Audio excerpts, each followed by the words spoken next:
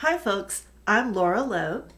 Did you know that flying an airplane has something in common with playing the piano? Does that seem a little far-fetched? Maybe, but let's see if you agree after you hear what I have to say. When pilots get ready to fly a plane, they actually have to do quite a lot of work before they take off. They need to have a navigation plan and know where they're going to fly. They need to know what the weather is in the places that they're going to be flying through. A good pilot goes over all of the equipment on the airplane and makes sure it's all in good working condition, checks out all of the controls and the radar and the radios and all of the things that need to be working properly on the plane. That way, when they finally taxi down the runway and take off, they know everything is in good working order and they have the best chance of having a successful flight. Well, guess what? There's work that we need to do at the piano before we actually put our fingers on the keys and take off playing that piece. So let's talk about that. In the description under the video, I have for you a pre-flight checklist. If you are one of my students, you'll get one of these lists. And if you're not one of my students, you can go to the link below the video and pull one up. But there are some things that you can do before you start to play that will help make your practicing more efficient. Now, the first thing on my pre-flight checklist is to adjust yourself at the piano. You want to make sure you're sitting at a good height for you, whether you're short or tall. You want to have support for your feet.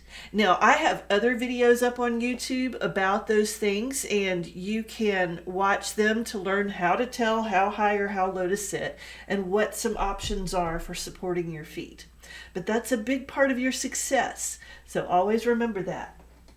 And you want to sit up straight and tall. I like to tell my students that you don't have to be a talented musician to sit up straight and tall. And it's one thing that's really easy to do that will make your playing better. So those are the first two things. The second category, I guess, on my pre-flight checklist says look carefully at the music. We should always use our eyes and our brains before we use our fingers. So the first thing that we want to look at when we look at a piece of music is the time signature. Now, I'm writing this pre-flight checklist for beginners and making this video for beginners. So I'm not going to mention everything I look at in a piece of music before I start to play it, but those things that I want my first year beginners to look at. And the first thing is the time signature that tells us how many beats will be in every measure. Because 4/4 doesn't really feel like 3/4. 1, 2, 3, 4 has a different feel than 1, 2, 3, 1, 2, 3. And we want to know ahead of time what to expect and how many beats we're going to count as we go through each measure. The next thing we want to look at are the dynamics. Remember what dynamics are? They tell us how loud to play or how quietly to play. So I'm going to look through the piece of music that I have here, and right away at the very beginning I have MF. What does that mean?